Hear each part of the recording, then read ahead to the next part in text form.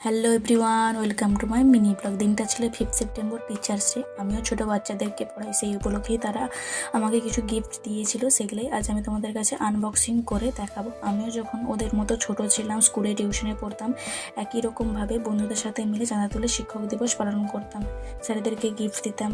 কিন্তু এখন আর সেগুলো হয়ে ওঠে না। দেখতে দেখতে অনেকটাই সময় পেরিয়ে এসেছি, চাইলেও আর সেই সব দিনে ফিরে যেতে পারবো না।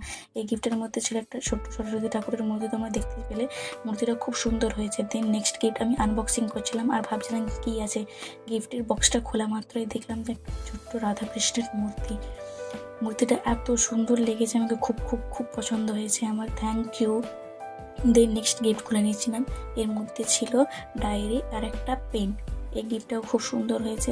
দেন লাস্ট গিফট খুলে নিচ্ছিলাম, এর মধ্যে ছিল একটা পিঙ্ক কালারের শর্ট কুর্তিটাও খুব সুন্দর হয়েছে, আমার খুব পছন্দ হয়েছে। Thank you my all student.